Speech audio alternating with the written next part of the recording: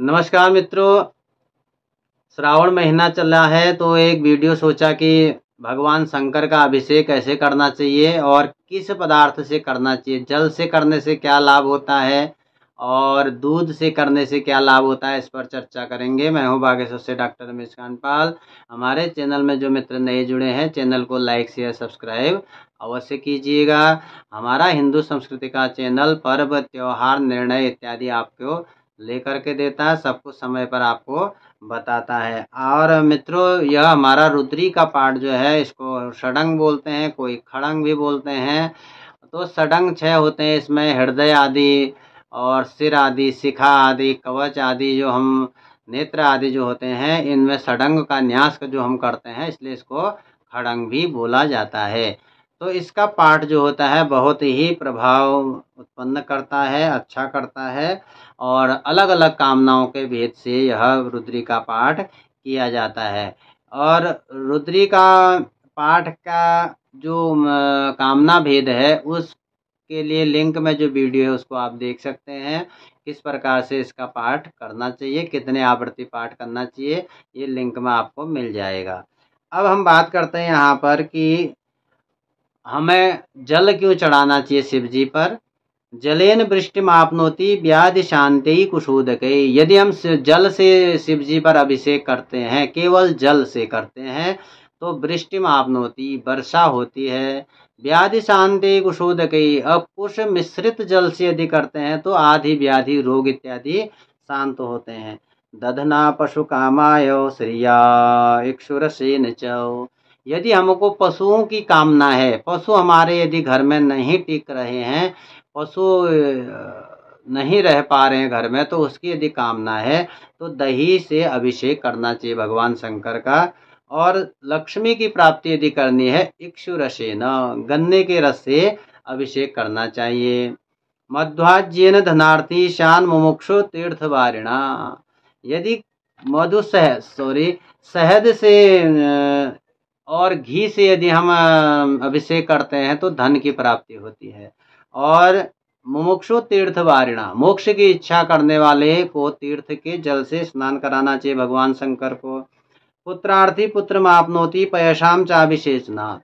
यदि कोई पुत्र चाह रहा है तो दूध से अभिषेक करे। बंध्या वा काक बंध्या वा मृत वत्सा च यांगना। जिनके बच्चे नहीं हो रहे हैं, बच्चे होकर के मृत्यु को प्राप्त हो जा रहे हैं, उनको भी दूध से भगवान शंकर का, गाय के दूध से भगवान शंकर का अभिषेक करना चाहिए। सद्य पुत्र मवापनोति पयशाम चाभिषेचनात्। तो उनको पुत्र की प्राप्ति होती है दूध से अभिषेक करने पर। ज्वरो प्रकोप शांत्यर्थम जलधारा शिव प्रिया। ज्वर आदि रोग की शांति के लिए जल से अभिषेक करना चाहिए। घृतधारा शिवे कार्या यावन मंत्र सहस्रगम तदा वंशस्य विस्तारो जायते नात्र संशय। घी से भगवान शंकर का अभिषेक करने से वंश का विस्तार होता है। प्रमेह रोग शांत्यर्थम प्राप्नुयान मानसेप्सितम। कोई गुप्त रोग इत्यादि हो गए हैं तो उसकी शांति के लिए भी भगवान शंकर का केवलम दुग्ध धारा च तदा कार्या विशिष्ट, दूध की धारा से अभिषेक करना चाहिए। शर्करा मिश्रिता तत्र यदा बुद्धिर्जड़ा भवेत। कोई बुद्धिमान नहीं हो पाते हैं, जड़ बुद्धि वाले हो जाते हैं, उनको याद नहीं होता है, स्मरण शक्ति कमजोर हो जाती है, ऐसे बच्चों के लिए क्या करना चाहिए। शर्करा मिश्रिता, शक्कर और दूध, शर्करा मिश्रिता यदि शक्कर और दूध में मिलाकर के भगवान शंकर का अभिषेक करना चाहिए, या शक्कर और जल मिलाकर के भगवान शंकर का अभिषेक करना चाहिए। श्रेष्ठा बुद्धि भवितस्य कृपया शंकर। भगवान शंकर की कृपा से जो है उनकी बुद्धि बहुत श्रेष्ठ हो जाती है। सारसपेणैव तेलेन शत्रुनाशो भवेद्य मधुना यक्ष्मराजोपि गच्छेद् वै शिव पूजनात्।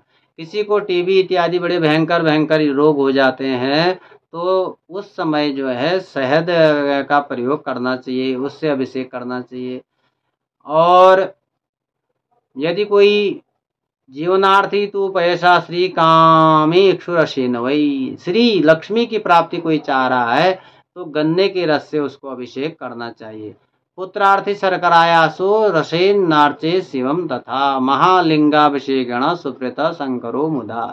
पुत्र चाहने वाला, संतान चाहने वाला दूध से अभिषेक करे, दूध और शक्कर मिश्रित दूध से अभिषेक उसको करना चाहिए। कुर्याद विधानम रुद्राणाम यजुर्वेद विनिर्मितम अन्ये च यजुर्मयो ययम देवो यजुर्वी शतरुद्रियः पूजनीयो महारुद्र संतति श्रेय इच्छता। तो कह रहे कि यजुर्वेद का जो विधान है उस हिसाब से रुद्री का पाठ कराना चाहिए, भगवान शंकर का अभिषेक करना चाहिए और इस भगवान शंकर महारुद्र का पूजन अपने कल्याण की, अपने संतति के कल्याण की इच्छा जो चाहता है उसको अवश्य ही रुद्राभिषेक पाठ करना चाहिए। अब कहते हैं आगे कि हमें कैसे अभिषेक करना चाहिए। श्रृंगी से भगवान शंकर का अभिषेक करना चाहिए। श्रृंगी बाजार में मिल जाते हैं, आप ले सकते हैं। शिवः गवै सरंगेण केशवम शंखवारिणा। शिव जी का अभिषेक गाय के श्रृंगी, अब गाय का तो श्रृंग होता नहीं है, श्रृंगी बाजार में पीतल तांबे के मिल जाते हैं, उससे करना चाहिए। केशवम शंखवारिणा, भगवान विष्णु का यदि अभिषेक करना होता है तो शंख के जल से, दाया शंख या फिर जो शंख आपके पास उपलब्ध हो उसमें जल भर के भगवान विष्णु का अभिषेक करना चाहिए।